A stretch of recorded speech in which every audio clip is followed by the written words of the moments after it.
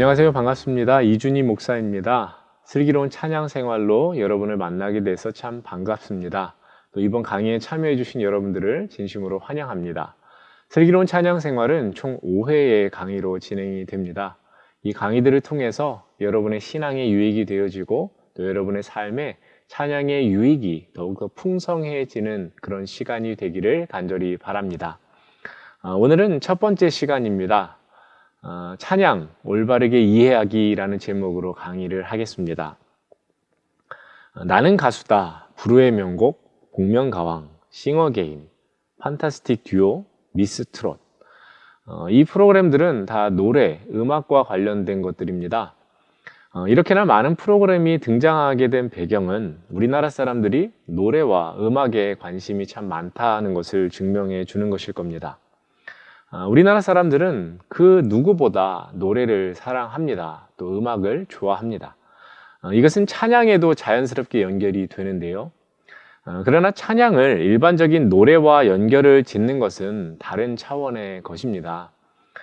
좋은 게 좋은 거야 라는 식의 생각에서 벗어나서 우리 신앙생활 가운데 어떤 찬양이 바른 것인가, 또 찬양은 무엇인가 라는 고민이 필요합니다. 그래서 오늘 강의를 준비한 것이고요. 여러분에게 질문을 한번 던져보겠습니다. 여러분은 찬양이 무엇이라고 생각을 하십니까? 찬양에 대한 바른 개념을 우리가 잡을 수 있다면 거기서부터 우리가 바른 찬양을 드릴 수 있기 때문에 이 질문에 답하는 것은 참 중요합니다. 그리스도인에게 찬양은요, 매우 일상적인 것입니다. 마치 우리가 밥을 먹는 것처럼 또 가족과 대화하는 것처럼 찬양은 신앙을 가진 사람이라면, 그리스도인이라면 그 삶의 전반적인 부분에서 나타나야 하는 것입니다. 무엇보다 하나님은 우리의 찬양을 받으시려고 인간을 지으셨다라고 말씀하십니다. 이사야서 43장 21절 말씀에 분명히 적혀 있습니다. 이 백성은 내가 나를 위하여 지었나니 나의 찬송을 부르게 하려 함이니라. 그러니까 하나님은 우리의 찬양을 받으시기를 원하시고 또 하나님은 우리의 찬양을 받으시기에 합당하신 분입니다. 그분께서 우리를 지으신 목적이 그분을 찬양하게 하신다, 그것을 원하신다라고 분명히 말씀하시기에 이런 의미에서 찬양은 우리가 마땅히 해야 할 일입니다. 개인적으로 하나님을 찬양하는 것도, 또 찬양대로 하나님을 찬양하는 것도, 찬양팀으로 하나님을 찬양하는 것도, 그 모든 것이 바로 하나님의 거룩한 부르심에 대한 응답이라는 것입니다. 찬양은 크게 두 부류로 구분할 수 있습니다. 개인적인 찬양과 그리고 공적인 찬양이 있습니다. 개인적인 찬양은 말 그대로 하나님과 나 1대1 관계 속에서 드리는 찬양입니다. 나 혼자만의 시간 속에서 드리는 찬양이라고 생각하시면 이해가 쉬우실 겁니다. 이런 찬양은 누구나 할 수 있죠. 찬양하고자 한다면 시간도 장소의 제한도 받지 않습니다. 하나님을 향한 고백과 마음만 있다면 얼마든지 드릴 수 있는 것이 개인적인 찬양입니다. 그러나 공적인 찬양은 조금 더 생각해야 될 것이 있습니다. 공적인 찬양은 공식 예배 중에 드려지는 찬양입니다. 세부적으로는 회중 찬양이 있고 찬양대 찬양, 그리고 봉헌 찬양 등으로 구분이 됩니다. 회중 찬양은 대개 찬송가를 부르게 되고 예배에 참여한 모든 이들이 함께 부릅니다. 찬양대 찬양, 봉헌 찬양은 하나님과 회중들 앞에서 부르는 것으로 아무나 할 수 있는 것은 아닙니다. 찬양대로 구별된 이들, 또 준비된 이들이 이것을 담당합니다. 그러니까 준비가 필요하다는 거죠. 찬양을 그냥 아무렇게나 하는 것이 아니라 잘 준비된 찬양을 드려야 되는데, 이 찬양하는 자에게 요구되는 것은 바른 신앙일 것이고요. 또 실력이 뒷받침되어야 하는 것입니다. 찬양의 본질, 생각해 보셨습니까? 찬양의 본질은 바로 하나님께 영광이 되게 하는 것입니다. 과정도 결과도 모든 것이 중요한데 특별히 과정이 중요합니다. 왜냐? 잘 준비된 과정은 좋은 결과로 이어지기 때문입니다. 여기서 말하는 과정은 찬양을 연습하는 시간이 들어가고요. 거기에 더해서 삶의 모든 순간도 포함이 됩니다. 즉, 내가 찬양을 하는 사람이라면 찬양하기 전 한 주간의 모든 시간을 포함하여서 준비해야 한다라는 것입니다. 세상에서 화낼 것 다 내고 놀 것 다 놀고 세상적 가치를 따라서 살다가 주일 1시간만, 아니 단 5분 혹은 약 20여 분의 시간을 찬양한다고 한다면 그것을 하나님께서 기뻐 받으실까요? 만일 우리가 그렇게 생각하고 있다면 그것은 큰 오산입니다. 하나님께서 우리에게 원하시는 것은 온전한 삶이 뒷받침되어진 찬양입니다. 찬양대로서 혹은 찬양팀으로서 또 찬양하는 한 사람으로 우리는 온전한 삶이 뒷받침되어지는 찬양을 살아내야 됩니다. 그 찬양하는 삶을 살아내야 하는 것입니다. 그러니까 기억하십시오. 하나님께 영광되어지는 삶은 자연스럽게 저절로 되는 것이 아닙니다. 우리의 노력도 필요하다는 것입니다. 임마누엘, 우리와 함께 하시는 하나님, 코람데오, 하나님 앞에서 이 두 가지가 중요합니다. 우리는 우리와 함께 하시는 하나님 그분 앞에 서 있습니다. 예배 시간, 찬양하는 순간뿐만 아니라 삶의 모든 순간이 그러하다라는 것이죠. 그래서 우리는 삶의 매 순간이 찬양이 되어야 하고 그 찬양을 통해서 하나님께 영광을 돌려야 합니다. 하나님이 기뻐하시는 찬양을 하고자 하는 사람이 되고자 한다면 이 두 가지를 항상 기억해야 됩니다. 임마누엘, 코람데오. 그러면 여러분은 찬양이 무엇이라고 알고 계셨습니까? 찬양에 대한 바른 이해가 뒷받침되어야만 우리의 찬양이 더욱더 분명해지고 선명해지기 때문에 이 부분을 계속해서 강조드리는 것입니다. 찬양, 찬송, 경배와 찬양, 예배 음악, 교회 음악, 이런 말들이 동의어처럼 사용되어집니다. 밀접한 연관관계를 가지고 있지만 사실 조금 들여다보면 더 명확한 개념 이해가 필요하고 구분이 필요합니다. 오늘 이 시간에는 찬양, 예배 음악, 교회 음악, 이 세 가지 용어를 가지고 개념을 정리해 보고자 합니다. 먼저는 찬양입니다. 찬양 안에는 찬송이라는 단어의 의미도 포함이 되어 있으니까 찬양과 찬송은 같은 것이다 라고 생각하시면 좋겠습니다. 찬양이라는 이 단어는 교회 음악 행위에 있어서 가장 일반적으로 사용되어지는 용어입니다.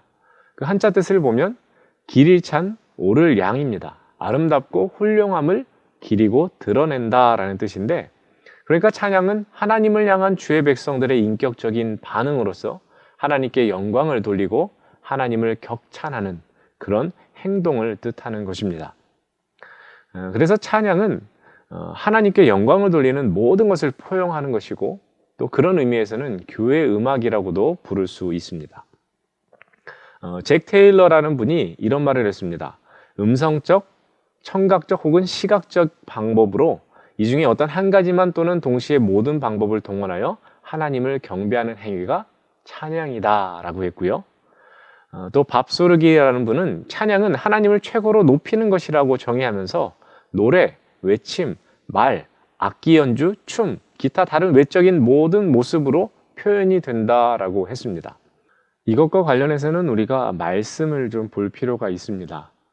사무엘하 6장 12절에서 23절 말씀을 보면 언약궤를 옮기는 것을 허락해 주신 하나님 앞에 찬양하는 다윗의 모습을 보게 됩니다. 오래전 블레셋에게 빼앗겼다 돌아온 여호와의 궤가 기란 여아림이라는 곳에 20년간 있었는데 다윗 왕이 그것을 다윗성으로 옮겨오려고 했습니다. 그런데 그것을 하나님께서 허락해 주시지 않아서 중간에 어려움이 있었습니다.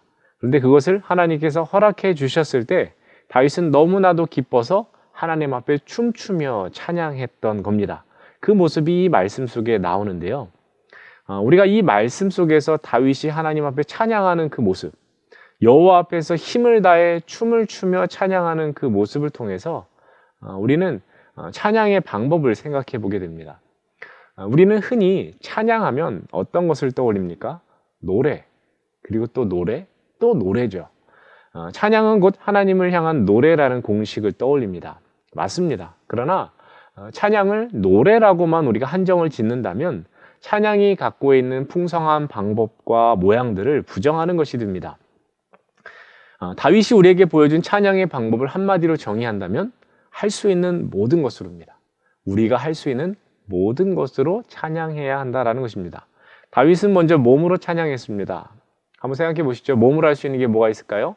손으로 박수도 칠 수 있겠고요. 손을 들고서도 찬양할 수 있고, 또 우리가 몸을 움직이면서 춤추면서 찬양할 수 있습니다. 뛰면서도 찬양할 수 있고, 엎드리는 것도 하나님 앞에서의 찬양이 됩니다. 즉 찬양의 가사를 몸으로 표현하면서 우리는 충분히 찬양할 수 있다는 것입니다. 둘째로 악기로 드리는 찬양이 있습니다. 성경에 나오는 악기들 가운데 소고, 나팔, 재금 등 다양한 악기들이 있습니다. 또 지금 우리가 흔히 보는 악기들도 많이 있죠. 그 모든 것이 바로 찬양의 도구가 됩니다. 그러나 교회 음악의 역사를 보면요, 지나친 악기 사용이 문제가 되었던 적이 있습니다. 그러니까 우리는 할 수 있는 최선을 다해야 하지만 과하면 안 된다는 겁니다. 과하면 모자른 것보다 못하다는 말이 있는 것처럼 다양한 악기를 쓸 수는 있으나 적절함과 조화가 필요하다는 것입니다. 또 셋째로는 우리의 음성으로 드리는 찬양입니다. 우리가 가장 먼저 생각하는 찬양의 방법이죠. 가장 간단하면서도 누구나 할 수 있는 겁니다. 혹시 음치이신 분들, 나는 음치라서 찬양할 수 없어 라고 생각하는 분들이 계십니까? 괜찮습니다. 음정은 틀릴 수 있어도 우리가 하나님을 향해 바라는 소리는 찬양이 분명하기 때문입니다. 음성으로 드리는 찬양은 꼭 음정, 박자를 맞추지 않아도 됩니다. 또한 우리가 주여라고 외치는 그 목소리조차도 하나님 앞에서는 찬양이 된다는 것을 기억하시면 좋겠습니다. 이렇듯 찬양은 실제적으로 아주 다양한 방법으로 행해지는 겁니다. 손을 들고 손바닥을 치고 기쁜 입술로 음성으로 노래로 즐거운 소리로 방언을 말하며 나팔, 비파, 수금, 소고, 현악, 퉁소, 재금 등 여러 가지 악기로 지혜의 시로 서서 찬양하고 무릎을 꿇어 찬양하고 몸을 굽혀 얼굴을 땅에 대고 찬양하기도 합니다. 걷기도 하고 뛰기도 하며 찬양을 합니다. 춤추며 영으로 마음으로 하나님을 찬양해야 한다라고 성경 말씀에 여러 군데에서 기록이 되어 있습니다. 시편 103편 1절 말씀에 내 영혼아 여호와를 송축하라, 내 속에 있는 것들아 다 그의 거룩한 이름을 송축하라 라는 말씀이 있습니다. 이것을 토대로 우리가 어떤 찬양을 해야 되느냐 정리해 보면 우리는 우리의 전 존재로 하나님을 찬양해야 하는 것입니다. 찬양은 성도들의 모든 삶의 다양한 모습으로 나타나야 한다라는 것입니다. 두 번째는 예배 음악입니다. 예배 음악은 예배를 위해서 상당한 정도로 공적인 절차를 걸쳐서 인정된 음악이라고 이해하시면 됩니다. 그러니까 짧은 기간이 아니라 긴 역사 동안 검증되어진 찬양이라고 보시면 되겠습니다. 이미 있어온 역사적인 음악으로부터 뽑아온 것이고요. 또 오랫동안 교회에 의해서 불려져서 교회 음악으로 성도들에게 친숙한 찬양을 말합니다. 찬양 가운데서도 특별히 예배를 위해서 준비된 음악이다라고 이해하시면 되겠습니다. 그 다음은 교회 음악입니다. 찬송가와 같이 공인된 책이 아닌 교회적 음악들을 모두 포함하는 개념이 이 교회 음악인데요. 교회적으로 예배 음악으로 공인받지 못했을지라도 또 예배의 범위를 벗어나지만 그러나 신앙적인 신앙을 담고 있는 음악들, 오라토리오 또 모테트와 같은 그런 음악들, 또 공인받지 못한 개인적인 신앙 노래들도 다 망라하여서 우리는 교회 음악이라고 이해를 해야 합니다. 그 안에 하나님을 향한 고백과 또 혹 말씀이 들어있고 또 신앙적인 요소들이 들어있다면 우리는 충분히 그것을 교회 음악이라고 부를 수 있다는 것입니다. 정리하자면 교회 음악은 신자들과 관련된 모든 음악을 포괄하는 개념이 됩니다. 그런데 교회 음악에 대한 몇 가지 오해가 있습니다. 세 가지 오해가 있는데요. 먼저는 교회 음악은 예배와만 관련되어야 한다라는 생각인데 이것은 전례주의라고 합니다. 또 두 번째 오해는 하나님 찬양이냐 아니냐의 가사 내용을 기준적으로 생각하는 가사 내용주의입니다. 이것을 너무 강조하다 보면 지나친 이분법적인 사고에 빠질 수가 있습니다. 세 번째는 음악의 양식을 교회 음악의 기준으로 삼는 양식주의가 있습니다. 이 세 가지가 교회 음악에 대해서 오해를 불러일으키는데요. 이 중 첫 번째와 세 번째는 가톨릭 교회에서 보이는 양상입니다. 우리 개신교는 종교개혁 시기에 교회로서의 신자들을 강조하는 회중 찬송가를 도입함으로써 이런 틀을 과감히 깨고 나왔습니다. 그런데 지금에 와서 또 우리 개신교의 교회 음악을 논할 때 이 위에 세 가지 그 오해거리들을 다시금 강조하게 되는, 또 그것이 두드러지게 나타나는 것이 또 문제이기도 합니다. 교회 음악은요, 분명한 목적이 있습니다. 첫째는 하나님을 영화롭게 하는 것이고요. 두 번째는 신자들, 즉 성도들을 성스럽게 하고 그들의 신앙심을 돈독하게 하는 그 목적을 가지고 있습니다. 그래서 이 세 가지 개념을 정리하여서 도식화해 본다면, 등식화해 본다면 교회 음악과 찬양은 같은 것이다 라고 보시면 되겠고요. 대신 예배 음악은 그거보다 조금 작은 하위 개념이다 라고 보시면 되겠습니다. 그러면 또 하나의 질문을 우리가 가질 필요가 있는데요. 찬양, 교회 음악은 세속 음악과 무엇이 다른가? 이것을 가르는 기준은 무엇인가? 라는 것입니다. 찬양과 세속 음악, 이 안에는 분명히 다름이 존재합니다. 그것을 우리가 구별할 수 있어야 되는데, 먼저 찬양은 앞서 설명했듯이 신자들과 관련된 모든 음악을 포괄합니다. 반면 세속 음악은 인간의 정서를 풍부하고 즐겁게 하는 측면이 있습니다. 그러니까 이 대상이 다르다는 것이죠. 그리고 그 안에 담긴 정서, 특별히 세속 음악의 정서는 종교적인 감정보다는 주로 일반적인 감정을 다루고 하나님의 영광됨을 찬양하거나 하나님을 영화롭게 하는 것이 아니라 인간과 세상에 관계되는 어떠한 것에 대한 노래입니다. 그래서 교회 밖의 음악을 우리는 세상의 음악, 세속 음악이라고 정의할 수 있습니다. 그러면 여러분은 교회 음악, 찬양과 세속 음악 중 어느 쪽이 더 친근하게 느껴지십니까? 우리는 교회 음악, 찬양과 이 세속 음악을 구분해야 하는데요. 그런데 또 조심해야 될 것은 너무 지나치게 이분법적인 사고, 이것은 맞고 이것은 틀리다라는 너무 칼같이 이것을 구분하다 보면 너무 많은 것을 도려낼 수 있다는 겁니다. 2017년 중반쯤일 겁니다. 교회 음악과 관련해서 논란이 일어난 적이 있습니다. 이 논란은 하이 패밀리 대표였던 송기론 목사님이 현대교회의 오적이라는 것을 언급하면서 시작됩니다. 이 분이 꼽은 현대교회의 오적 가운데는 드럼이라는 악기가 들어가거든요. 5개는 이것입니다. 드럼, 대형 스크린, 복창기도, 성찬식, 청바지와 티셔츠였는데 가장 논란이 되었던 것은 이 드럼입니다. 다른 것보다 드럼에 대한 부분에 대해서 많은 사람들이 반발을 했습니다. 이분이 어떤 말을 했냐면, 언제부터인가 교회 음악을 주도하는 악기가 드럼으로 교체됐다. 드럼 앞에 설 때마다 머리가 어지러워지고 속이 메스꺼워졌다. 불편함이 영혼을 옥죄고 급기야 교회를 뛰쳐나가고 싶은 충동이 일었다. 더불어서 드럼 리듬이 아프리카의 미신적 의식을 치를 때 치는 북소리와 흡사하다라는 주장도 합니다. 이분의 주장에 따르면 지금 교회 안에 설치된 드럼은 다 없애야 되겠죠. 여러분, 드럼이라는 악기가 교회 음악 악기입니까? 찬양을 위한 악기입니까? 아니면 세상 음악, 세속 음악을 위한 악기입니까? 여러분은 어떻게 생각을 하십니까? 해럴드 베스트라는 분이 신앙의 눈으로 본 음악이라는 책에서 음악에 대해서 이렇게 말합니다. 믿음, 신조, 도덕적, 윤리적 정확성 또는 심지어 세계관을 표현하는 능력 면에서는 예술과 음악은 본질상 중립적이다.